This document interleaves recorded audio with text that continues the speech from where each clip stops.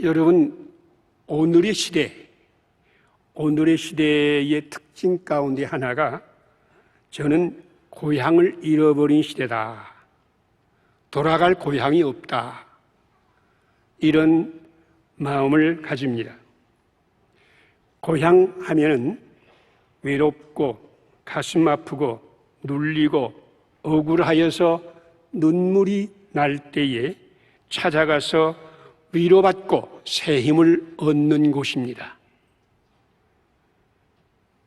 여러분은 실패하고 좌절하고 마음이 상하고 주저앉을 때에 어디에 가서 위로를 받고 새 힘을 얻고 행복을 다시 찾고 있습니까? 저는 가만히 생각해 보니 진정한 고향은 어머니다. 진정한 고향은 어머니다. 답답하고 속상하고 외롭고 괴로울 때 찾아갈 고향.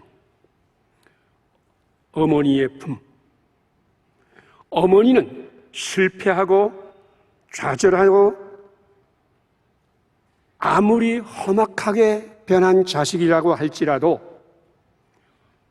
있는 그대로 받아주시고 품어주시고 감싸주시고 위로해주시는 안식처이다. 그런 어머니가 있는 가정, 그런 어머니가 있는 가정이 우리의 마음의 고향이고 우리의 돌아오고 싶은 고향이다.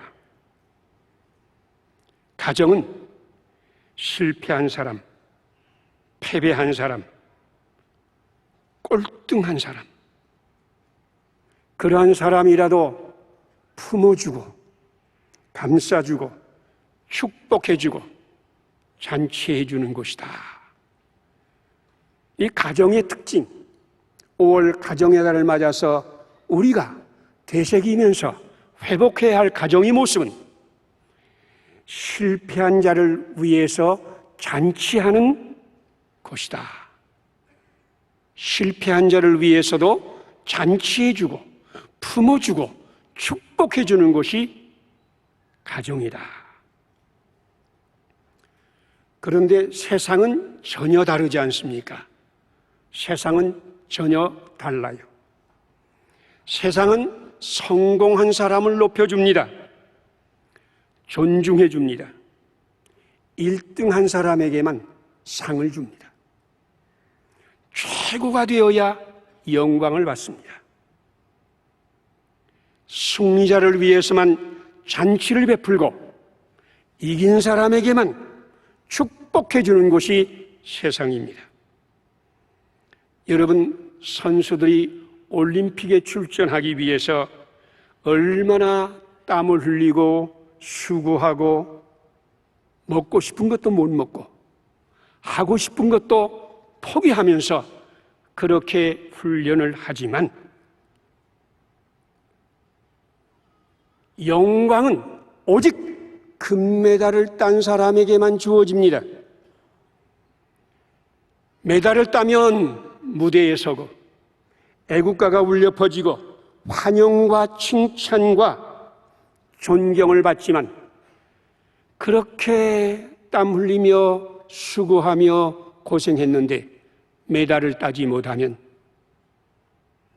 꼴등하게 되면 쪽문으로 빠져서 아무도 모르게 슬그머니 사라져야 합니다. 1986년도에 우리나라에서 처음으로 아시안 게임이 열렸습니다. 27개국이 참여했고 3,345명의 선수들이 참여했고 27개 종목에서 296개의 금메달을 놓고서 싸웠습니다. 우리나라는 그때에 93개의 금메달을 얻었는데 중국이 94개의 금메달을 얻어서 금메달 하나 차이로 2등을 했습니다. 우리나라에서 처음 열린 아시안 게임이었기 때문에 사람들이 누가 첫 번째 메달을 목에 거느냐, 그거에 관심이 많았습니다. 많았어요. 방송국, 신문기자, 스포츠 전문가들이 누가 첫 번째 메달이냐 이렇게 관심을 가지고 기다리는데 전혀 예상치 않았던 사격 종목에서 박정아 선수라고 하는 무명 선수가 금메달을 땄습니다. 그때 저는 아시아 선수촌 목사로 봉사를 했는데 그 선수촌 교회에 와서 첫 번째로 간증하신 분이 바로 그 첫 번째 메달 딴 박정아 선수입니다. 그가 이런 말을 합니다.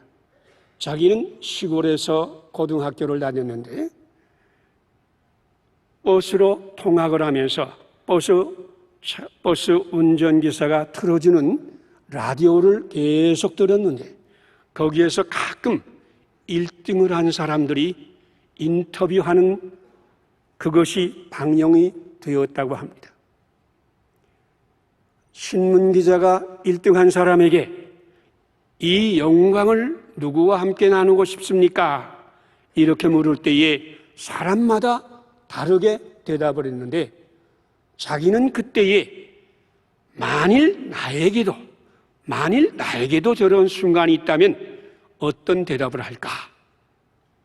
그렇게 마음으로 생각하고 또 생각하다가 결론이 나는 하나님께 영광을 돌리겠다. 이렇게 작정을 했다고 합니다.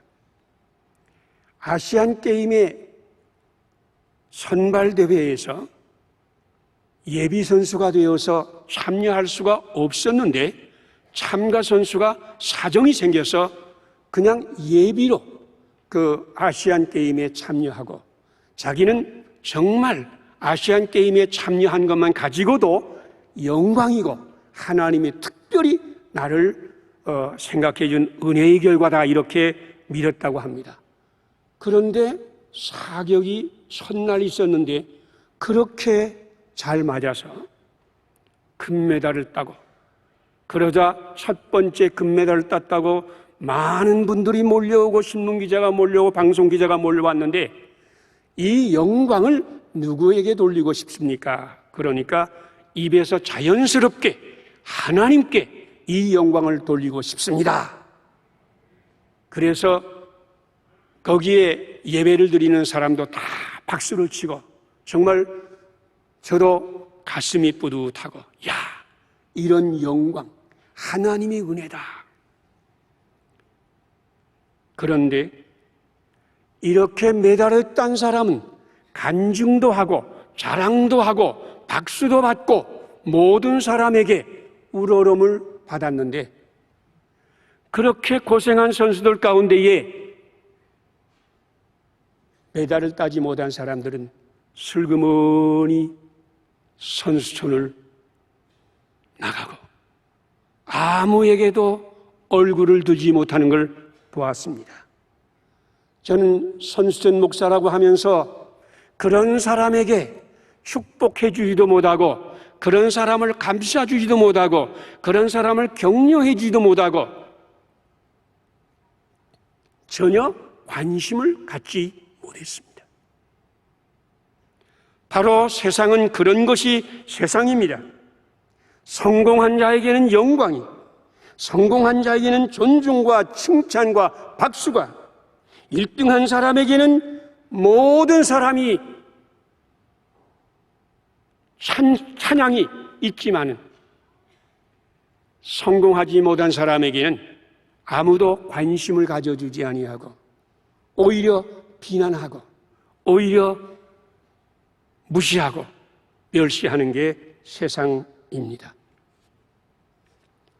세상은 원래 가정과 정반대입니다. 가정은 실패한 자라도 감싸주고 환영하고 맞아주고 잔치를 베풀어 주지만 세상은 1등한 자, 승리한 자에게만 영광이 있습니다. 여러분, 오늘 이 시대 고향을 잃어버린 시대라 제가 말씀을 드리는데 그 이유가 뭔지 아십니까? 왜 고향을 잃어버렸습니까?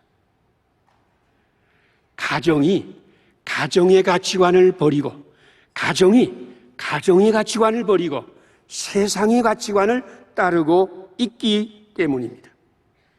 우리 가정도 우리 엄마도 우리 아빠도 우리 형제 자매도 1등하면 칭찬, 사랑, 영광, 꼴등하면 무시와 차별, 욕을 먹습니다. 우리 어머니들까지도 자식을 비교하고 실수나 실패가 있으면 야단치고 혼내고 잔소리가 이만저만 아닙니다. 부부 사이에도 세상의 가치관이 그대로 들어와서 잘하면 높여주지만 마음에 안 들면 잔소리요 바가지입니다. 처녀 총각이 처음 만나서 데이트를 했습니다. 식사 중에 처녀가 김치를 떨어뜨려서 고운 옷에 얼룩이 생겼습니다. 그러자 총각이 얼른 처녀에게 가서 제가 닦아드리죠. 그러면서 닦아주었습니다.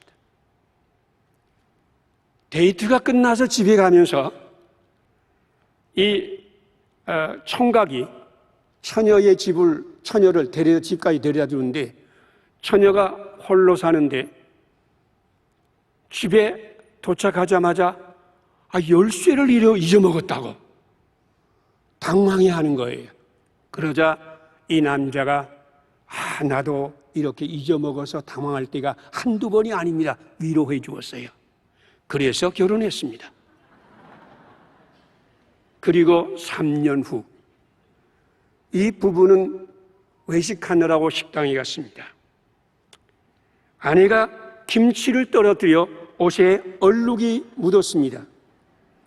그러자 이 남자가 한심하다는 얼굴로 정말 못 말리겠군. 여자가 칠칠 맞게 말이야. 몇 번 이렇게 하고 집으로 돌아오는데 마침 집 앞에서 아내가 열쇠 없네. 그러자 이 남자가 한심한 어조로 이런 닭대가리, 그것이 정신병 초기 현상인 줄 몰라? 아이고 내 팔자야, 내가 이런 환자하고 살다니. 그래서 이혼했습니다. 여러분, 부부 사이에도 감싸주고 이렇게 덮어주고 실수해도 존중히 여기면서 정말 마음에 안 들어도 축복해주는 가정의 가치관이 없어지고 세상의 가치관으로 바꾸어졌다는 말씀입니다. 여러분의 가정은 어떻습니까? 세상에서 하는 것과 똑같이 가정에서도 성공한 자를 위해서만 잔치하고 실패한 자에게는 바가지로 욕을 하지 않습니까? 그래서 우리는 실패자가 되고 꼴등이 되고 상처를 입고 괴롭고 외로울 때 찾아갈 고향이 없는 거예요. 고향이 없는 거예요. 왜 수많은 사람이 힘들 때, 어려울 때, 상처 입었을 때 갈 곳 없어 방황을 하고 결국 죽음으로, 자살로 생을 끝맺는지 아십니까?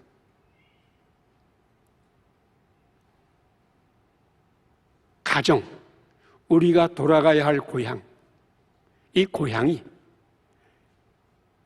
맛을 잃어버리고 가정의 가치를 잃어버리고 세상과 똑같은 가치관을 가지고 살기 때문이다. 오늘 말씀은 믿음의 가정이 어떠해야 됨을 우리에게 말씀해 주는 비유의 말씀입니다. 우리는 이 말씀을 읽으면서 탕자의 비유다 이렇게 말하지만 사실 내용은 탕자의 비유가 아닙니다. 험악한 탕자가 돌아왔을 때 그를 사랑으로 영접하는 사랑의 아버지 비유다 이렇게 말해야 됩니다. 두 번째 아들은 탕자지요. 탕자는 망난입니다. 실패자입니다. 가문의 수치입니다. 그는 아버지에게 가서 내 몫이 재산을 나누어 달라고 했습니다. 여러분, 중동에서는요, 아버지가 돌아가시기 전에 재산을 나누어 달라고 말하면 그놈은 아주 망나니 가운데 망나니입니다. 절대로 아버지가 돌아가시기 전에 재산을 나누어 달라고 할 수가 없어요. 그런데 이 아들은 아버지에게 가서 재산을 나누어 달라고 말하고 있습니다. 망난이란 얘기예요. 그 재산을 가지고 나가서 성경에는 허랑방탕하면서 썼다. 원어의 뜻은 구제받지 못할 일을 위해 썼다. 죄를 지으며 썼다. 그 많은 재산을 죄를 지으면서 썼다. 그리고 흉년이 들었을 때 다 탕진하고 갈 곳이 없어서 돼지치는 자가 되었다. 이스라엘 나라의 사고는 돼지치는 직업은 가장 천한 직업입니다. 그러니까 가장 천한 자가 되었다. 그리고 돼지가 먹는 쥐염 열매도 먹지 못하고 굶주렸다. 돼지가 먹는 것도 못 먹었다. 돼지만큼도 못하다. 돼지만도 못한 이런 천한 짐승보다 못한 자가 되었다. 형님은 그 동생을 이렇게 평합니다. 아버지의 재산을 창녀와 함께 삼켜버린 자, 아버지의 재산을 창녀와 함께 삼켜버린 자, 그 말은 죽일 놈, 나쁜 놈, 더러운 놈. 여러분, 이런 놈에게는 엄청난 형벌이 있어야 되고, 그놈은 야단을 맞아야 되고, 그놈은 차별을 받고 무시를 받아야 마땅합니다. 그런데 오늘 성경 말씀은 거리가 먼데 아버지가 달려가서 껴안고 입을 맞추었다. 여러분, 상거가 먼데 그를 보고 측은히 여겨 달려갔다. 이 측은히 여겨 달려갔다는 말에 헬라어 원어는 에스프랑크니스테란 말인데, 그 말은 마음속에 들어가서 그 마음을 공감하고 이해하고 그 아픔에 동참한다. 겉모습을 보는 게 아니고 그 마음 속에 들어가서 그 마음을 공감하면서 그 마음의 그 아픔과 처절한 고통에 동참한다. 이런 의미입니다. 아버지는 망나니, 실패자, 가문의 수치, 더러운 놈, 죄인 등의 겉모습을 보지 아니하고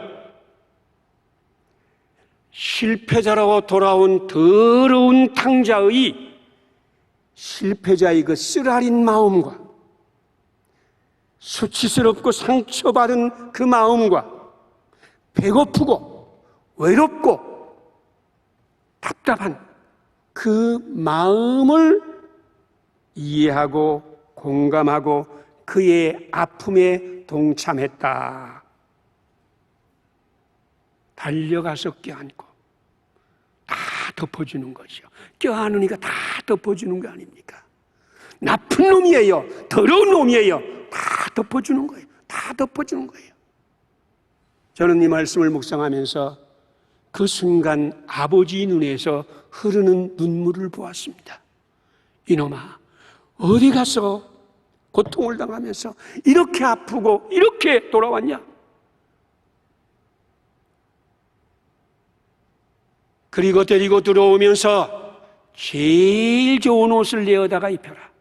제일 좋은 옷을 내어다가 입혀라.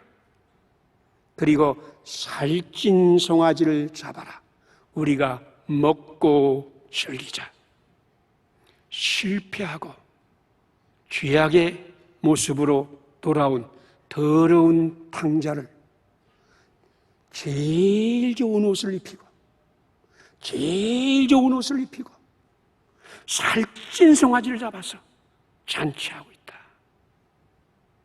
바로 이것이 가정의 모델입니다.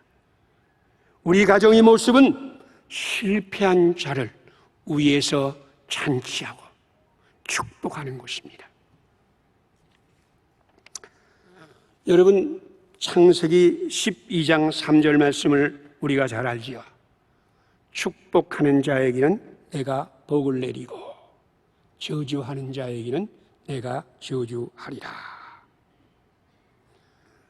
내가 축복하면 하나님도 축복해 주고 내가 저주하면 하나님도 저주한다는 거예요. 제가 오랫동안 목회도 하고 여러 가지 교수도 하고 일을 하면서 성도들의 기도를 같이 나누기도 하고 같이 드리기도 하고 통성으로 기도하기도 하고 연구하기도 했습니다. 대부분의 성도들이 가장 먼저 드리는 기도는 가족의 복입니다. 가족이 복을 받고 자식이 복을 받고 우리 가정이 복을 받는 것, 기도의 1순위가 그거였습니다. 기도로는 우리 가족 식구가 모두 복받기를 위해서 기도하는 것 참 좋은 일이지요. 그런데 문제는 우리 가정에서 말과 행실로 우리 식구를 저주하고 있다는 겁니다. 우리 말과 행실로 우리의 가족을 저주하고 있다는 겁니다. 저주한다는 것은 뭐냐? 마음에 상처를 입히는 거예요. 무시하는 거예요. 차별하는 거예요. 특별히 자녀들에게는 비교할 때에 큰 상처 입고 저주를 받습니다. 누구 닮지 못했다. 누구는 이런데 비교하면 자기 남편을 보면서 비교하면 누구는 이런데 비교하면 자기 아내를 보면서 비교하면 상처를 입습니다. 잔소리하면 상처 입습니다. 바가지 긁으면 상처 입습니다. 불평, 불만, 분노를 폭발하면 식구들은 저주를 받습니다. 어떻습니까? 교회에 와서 기도할 때는 가족의 축복을 위해서 기도하면서 가정에서는 원망도 하고 불평도 하고 바가지 긋고 하여간 못 보아줄 일들이 하도 많아요. 저는 제가 못 보아주는 것보다는 우리 식구들이 날 못 보아주는 게 더 많은가 봐요. 그러니까 잔소리가 더 많은 것 같아요. 모든 가정에 잔소리와 바가지만 빼어버리면 상처 입을 일이 상당히 줄어지고 거의 없어질 겁니다. 실제로 우리가 야단을 치고 바가지 긋고 잔소리하고 비교하더라도 그것으로는 가족 가운데 어느 누구도 변하지 않습니다. 어느 누구도 변하지 않습니다. 하나님이 그에게 오셔서 그를 변화시켜 주기 전까지는, 하나님이 함께 하시기 전까지는, 하나님의 은혜를 받기 전까지는 어느 누구도 변하지 않습니다. 그런데 우리는 나의 잔소리로, 나의 바가지로, 나의 야단으로, 나의 폭력으로 그들이 변화될 것처럼 착각을 하고 자식들을 저주하는 거예요. 그러니 결국 이렇게 무시받고 차별받고 욕먹고 잔소리 듣고 이렇게 저주받은 자녀들, 우리가 저주했으니 하나님도 저주할 수밖에 없거든요. 어느 게 진실이에요? 기도할 때 내 가족이 복을 받게 하시옵소서가 진실입니까? 아니면 이야기하면서 우리 식구들을 상처 입히는 것이 진실입니까? 5월은 가정의 달입니다. 가정의 가치를 회복해야 합니다. 가정의 가치를 회복하자. 실망한 자, 실패한 자, 망나니, 더러운 놈, 못난 놈, 말썽꾸러기 식구들이 들어올 때에 달려가서 목을 껴안고 입을 맞추고 제일 좋은 옷을 내어다 입히고 살찐 송아지를 잡아서 잔치하는 가정. 여러분, 그러면 복을 받을 수밖에 없습니다. 어느 목사님이 이야기인데 제가 그 이야기를 읽으면서 나도 그렇게 해야 되겠다 마음에 들어서 여러분에게 소개해 드립니다. 그 목사님의 자식이 중학교를 다니는데 학교에서 수학시험을 쳤는데 25개 문제 가운데 5개 문제를 맞았대요. 선생님이 보니까 한심스럽거든요. 그러니까 그 학생에게 그 시험지를 가지고 가서 부모님이 도장을 받아오라 이렇게 시켰습니다. 부모님도 좀 알라 그 말이에요. 이놈이 성적표를 가지고 엄마한테 가서 도장을 찍어달라고 그러는데 도장을 찍으려고 하다가 엄마가 그 시험지를 보고 나니 그냥 눈이 휘둥그레졌습니다. 그리고 야 이 자식아 하는데 목사인 아빠가 얼른 그 글을 끌어다가 그 앞에 앉히고 시험지를 이렇게 보면서 너 25개 가운데 5개밖에 못 맞았구나. 그러니까 이 딸이 고개를 턱 들더니 나는 5개나 맞았어요. 그러니까 5개도 못 맞은 사람이 있다는 걸 암시하고 변명하는 거예요. 그래서 제가 그 목사님이 다시 물었대요. 너보다 못한 아이도 있구나. 그러니까 제 짝꿍은 4개만 맞았어요. 그 자식을 목사님이 가만히 쳐다보다가 빙그레 웃으면서 야, 너가 5개나 맞든지 25개 다 맞든지 하나도 못 맞든지 똑같이 사랑하는 분이 계신데 그분 알아? 그러니까 고개를 드니까 꼭 안아주면서 하나님은 너의 시험 성적에 상관없이 너를 사랑한단다. 너가 5개만 맞든지 25개 다 맞든지 하나도 못 맞든지 너를 사랑한단다. 나도 너희 아빠다. 너의 시험 성적 때문에 너를 사랑하는 그 사랑이 달라지지 않아. 난 너를 사랑해. 그리고 나서 한참 보다가 그래도 아빠 생각에는 내가 좀 더 노력하면 더 좋은 성적을 받을 수 있을 것 같아. 그러니까 이 딸이 휙 웃으면서 아빠 나 공부해 그러면서 들어갔다는 이야기입니다. 여러분, 하나님의 시각에서 우리의 식구를 볼 수 있는 영의 눈이 열려지기를 바랍니다. 내 마음에 안 든 식구, 그 식구라도 하나님은 이처럼 사랑하십니다. 믿습니까? 예. 여러분이 식구들 가운데 정말 마음에 안 드는 그 식구들,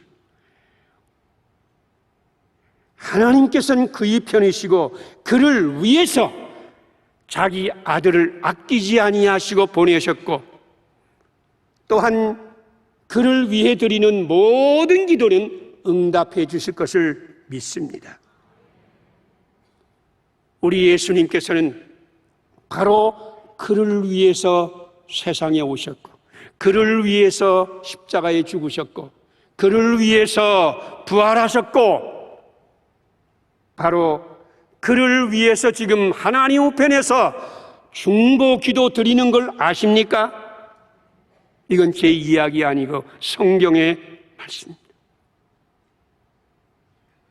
성령께서는 기도도 할 줄 모르는 그놈, 기도도 하지 못하는 그 사람을 위해서 말할 수 없는 탄식 가운데 지금도 중보기도 드리고 있는 것을 아십니까? 성령님이 중보기도로 말미암아서 그 식구들이 합력하여 선을 이루게 될 것을 믿습니까? 여러분, 가정의 미래는 말썽 부리는 그 식구들의 미래는 하나님께 맡기세요. 하나님께 맡기세요.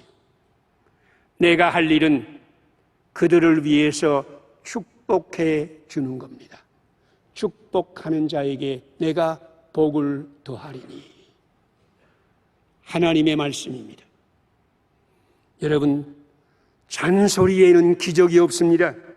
바가지의 기적을 기대하지 마세요. 야단쳐서 기적이 일어나고 변화가 일어나는 법은 세상에 없습니다. 여러분도 아시잖아요. 오직 축복함으로 하나님의 기적이 일어납니다. 오직 축복함으로 하나님의 기적이 일어납니다. 우리의 자녀가 좀 못났다 할지라도, 실패하고 돌아오고 정말 도와줄 수 없을지라도 껴안고 입 맞추고 제일 좋은 곳으로 입혀주고 살찐 송아지를 잡아서 잔치하면 하나님의 기적이 일어나게 될 줄 믿습니다.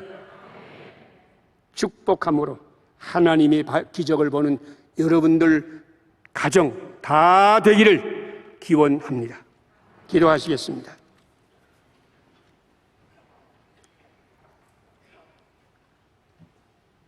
하나님, 우리 아버지, 가슴 아프고 속상하고 실패하고 억울하고 못난 짓을 하고 더러워도 이해해 줄 사람도 없고 찾아갈 곳도 없는 오늘 이 시대에 주님께서 우리를 찾아오신 것을 감사합니다.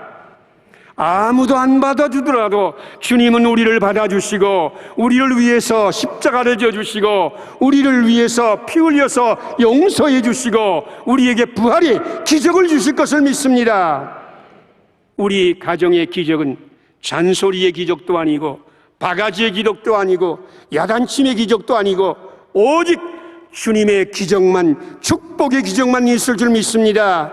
이제 우리 가정 하나님이 은혜로 풍성한 가정 되게 하시고 축복하는 가정 되게 하시고 주님이 복을 내리는 가정이 되게 하여 주시옵소서. 우리가 세상이 악하다고 할지라도 악한 세상에 따라가지 말게 하시고, 정말 우리 가정 주님을 따라서 주님의 은혜로 충만하게 채워 주시옵소서. 우리 구주 예수님 이름으로 기도드리옵나이다. 아멘.